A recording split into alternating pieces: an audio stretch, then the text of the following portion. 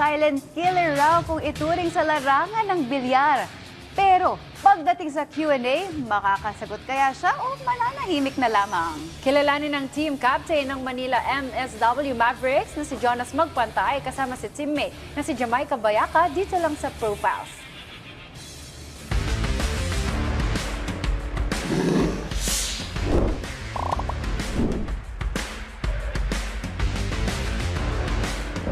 Every jersey has its own story. Kaya naman, are you ready to hear what's the tea? Samahan niyo akong alamin ang storya ng inyong idol outside the game. Ako si Jamaica Bayaka at ito ang Profiles.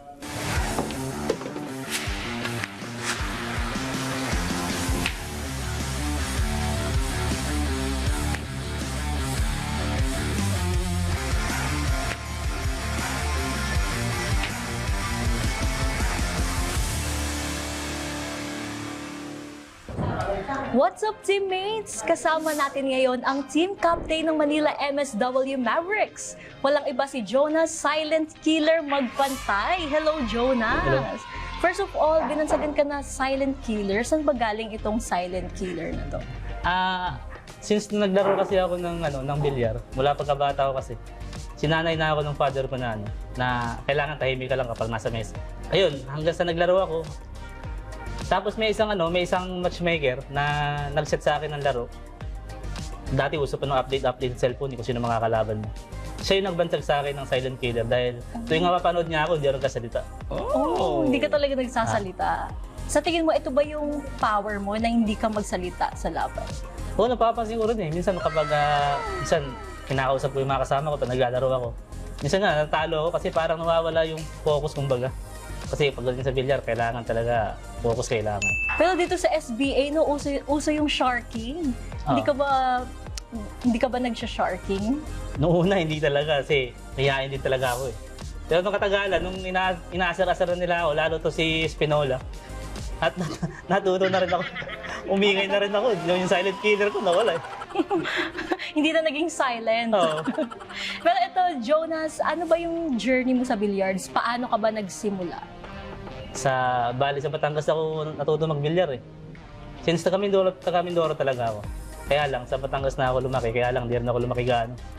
Doon ako nagsimula magbilyar. Ayun, hanggang sa may kumuha sa akin na congressman sa amin, dinala ako dito. Kasi nakita yung laro ko. Pero ilang taon ka ba nung unang mong hinawakan yung stick ng billiard? Nagsimula ako 9. 9 years old. Oo, grade 3 ako nun. Grade 3. Paano mo, nag-aaral ka habang nagbi-billiards? Ganyan? Ayun na nga eh. Doon na nahinto yung pag-aaral ko. Dahil sa pagbi-billiard? Dahil sa bilyar, oo. Ay. Grade 6 na wala. Hindi naman na ako mag-aaral doon. Na talagang nasa bilyar na ako talaga nakapokus doon. Yung utak ko nasa bilyar. Nasa school ako, puro bola yung tumatakbo sa isip ko eh. Parang ito na yung naging source of income, naging libangan. Pero ito, naalala mo pa ba yung unang napasok mo yung bola? Ano yun, epic fail ba or panalo agad? Wala eh. Nung una nakapasok ng bola, hindi ko na rin masyado matandaan. Pero siyempre, sobrang saya kasi ayun, nakahulog tayo sa unang tira natin, nakahulog. Eto, ano namang feeling na kapag nasushoot mo yung 9-ball clutch, parang nanalo ka ba sa loto or parang napansin ka ni crush? Ayun, parang nung nangyari na sa amin ng season naman yun eh. Yung kakampi ko nakahulog nga lang nakahulog sa 9 ball. Ayun, talunan kami diyan. Talunan. Ako kasi hindi ko pa naranasan yun ng season 1. Ngayon, what are you looking forward here in the next season ng SBA? Ayun, kapitan na nga ako ngayon. Siyempre, mas mabigat na responsibilidad na rin kaysa nung season 1. Saya na siyempre may halong pressure saka excitement. Ayun, gagawin lang ko lang ang best ko. Enjoy lang namin laro. Sana matalo ko sa Kanjawan tong si Espinola. Meron ka bang kinatatakutan na team dito sa SBA? Si AG kasi talo ko sa kanya ng final eh. Nung last season namin. Ayun. Bukod sa kanya, meron pa bang kinatatakutan? Sa Sharking ito, si Nuno. Si Albert. Pero sa laro, si AJ lang siguro. Sino bang ultimate idol mo sa billiards? Pinaka hinahangaan? Walang iba. GOAT natin, si Efren. Efren. Sa tingin mo kapag nagharap kayo ni Efren, anong masasabi mo sa kanya? Sa ngayon kasi medyo may edad na rin siya.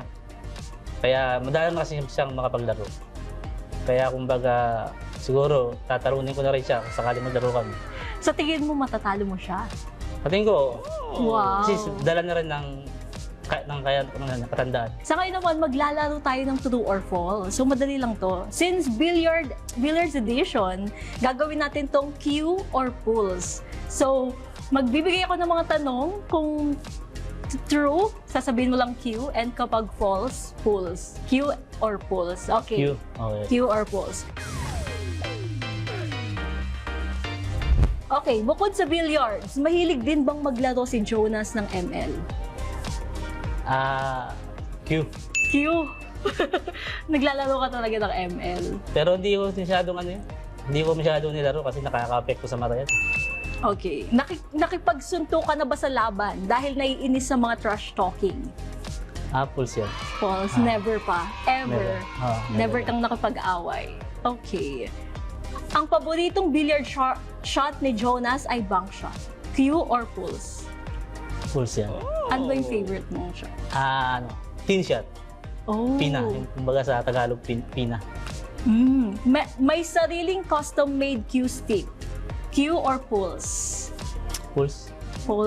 Pulse. Paborito ba ang banana Q kaya magaling mag-Q? Pulse din. Pulse. Ano ang favorite mong pagkain sa game? Nilagang baka or bulalo. Nilagang baka or bulalo. Siyempre may sabaw para may lakas yung break natin. So yun talaga yung kinakain mo bago sumabak. Nilaga. Tsaka gulay na rin. Gulay. Okay, Q or pulse? Nakikipagpustahan sa bilyaran. Q. Q. Magkano na ba yung pinakamalaking na pusta mo? 1 million? 1 million! Magkano yung pinakamalaking na panalunan mo? Ayun na rin. 1 million na rin. 1 million. 1 million, grabe. Balato daw sa mga... Okay, last. Kaya lang 3 years ago na yun. 3 years ago, pero ngayon nakikipagpustahan ka pa rin sa billiard. Madalang. Madalang Kasi priority namin yung SBA. Kailangan puro training. Training. Okay, last question. Masaya ba ang love life ni Jonas ngayon? Sobrang saya. Sobrang saya. Rate 1 to 100? 100, syempre. 100, syempre. Okay. Thank you, Jonas. You Thank can you. promote your social media. Saan ka ba ma-follow ng ating mga fans? Please follow my official FB account, Jonas Magpantay and Silent Killer. And follow niyo na rin ng Sharks Billiard Association. Thank you so much. Yan, Thank dito na nga nagtatapos ang ating segment for today. Magkita-kita tayo sa next episode ng Profiles. Ako po si Jamaica Bayaka.